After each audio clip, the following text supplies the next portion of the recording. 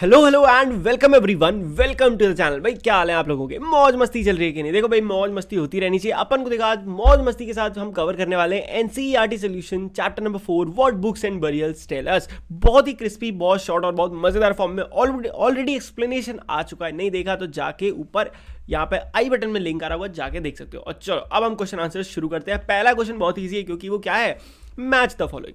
अब देखो सूक्त, यहाँ पे अलग अलग आपको वर्ड्स मिल रहे हैं और उसके अकॉर्डिंग वो क्या है, उनका रेफरेंस क्या है, आपको वो बताना है।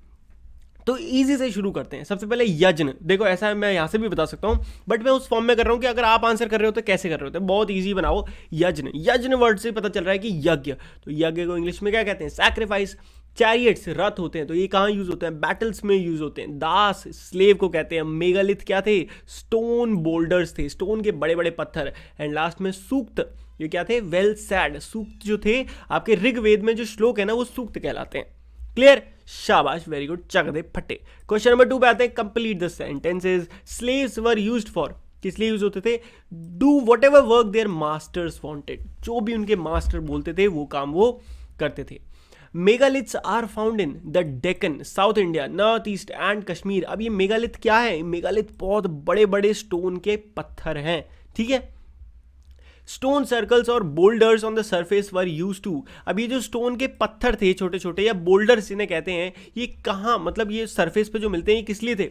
Indicate that there were burial beneath. ये इसलिए रखे जाते थे बड़े बड़े पत्थर, चाहे आप इन्हें मेगालिथ कह लो या बड़े बोल्डर कह लो, ताकि पता चले कि इसके नीचे किसी ना किसी की डेड बॉडी है, मतलब किसी को दफनाया हुआ है, ठीक है।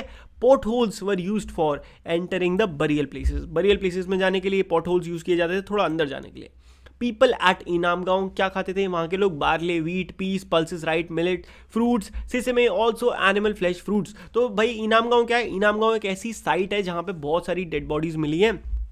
मतलब एक्चुअली वो गांव हुआ करता था, वहां पे बहुत सारे लोगों को दफनाया जाता था, तो उनके साथ खाना भी दफनाया जाता था। ऐसा उनका कुछ होगा रिचुअल, तो उसकी वजह से हमें पता चलता है कि वो लोग क्या क्या खाते होंगे। Next, in what ways are books we read today different from Rigveda. अब भाई आज के समय में हम जो किताबें पढ़ते हैं वो ऋग्वेद से कैसे अलग हैं, ये तो कोई बच्चा भी बता देगा। भाई आज हम किताबें पढ़ते हैं, पहली बात तो वो अलग, भाई आज के टाइम पे जो हम किताबें पढ़ते हैं वो सिंपल सी बात है, वो इंग्लिश में होती हैं, अलग अलग लैंग्वेज में होती हैं, मतलब इजी लैंग्वेज जो आज यूज हो रही है। बट ये किताबें कौन सी लैंग्वेज में लिखी गई है पता है? वैदिक संस्कृत में। आंसर पढ़ो समझोगे। The books we read today different from the Rigveda because the books we use are printed while Rigveda was recited and heard rather than read. The Rigveda is in old और वैदिक संस्कृत। पहली बात तो भाई आपको पता है, बहुत सालों तक, कई हजार सालों तक ऋग्वेद को लिखा ही नहीं गया। वो क्या की जाती थी? सुनाई जाती थी, रेसाइटेड, याद करते थे बच्चे उसको और उसे अपने आगे उसको बढ़ाते जाते थे, इस नॉलेज को, इस तरीके से। बट आज जो हम बुक पढ़ते हैं टोटली रोट नॉलेज, एकदम रट्टा मारो आगे बढ़ो। तो यहाँ से काफ़ी चीज़ें बदल गई हैं। ये लिख मत देना यार, इतना तो अब तुम समझदार हो। What kind of evidence from burials do archaeologists use to find out whether there were social differences amongst those who were buried? अब देखो ऐसी कौन सी चीजें मिली हैं जिससे लोगों को, आर्कियोलॉजिस्ट को ये पता चला कि एक डिफरेंस था, एक डिस्क्रिमिनेशन था उस समय भी लोगों में, वर्ण के अकॉर्डिंग, कौन कितना अमीर है, कौन कितना नीचे है, कौन कितना गरीब है, एंड ऑल। ये कैसे पता चला? तो ब्रह्मगिरी नाम की एक जगह पे आर्कियोलॉजिस्ट को एक स्केलेटन मिलता है जिसमें 33 गोल्ड के बीड्स, यानी गोल्ड के सिक्के, 2 स्टोन के बीड, और वहीं पे 4 कॉपर के बैंगल और एक शेल। शेल क्या होता है?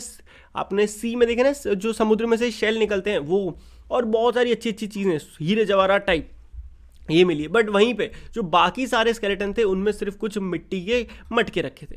तो इससे पता चलता है भाई कुछ लोगों का डिफरेंस था, मतलब मे बी वो राजा हो सकता है, मे बी वो कोई बहुत अमीर आदमी हो सकता है, कोई भी हो सकता है, ठीक है। Next, in what ways do you think that the life of raja was different from that of a dasa और दासी? बहुत ही सिंपल और बेसिक क्वेश्चन है, एक राजा की जिंदगी एक दास से कैसे डिफरेंस है?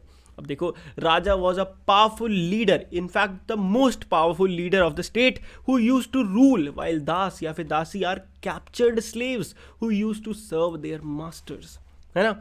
राजा can perform sacrifices while dasa और दासीज कुड नॉट। अब राजा जो थे यज्ञ कर सकते थे, पर दास और दासीज को कोई हक नहीं था, वो यज्ञ तक नहीं कर सकते थे।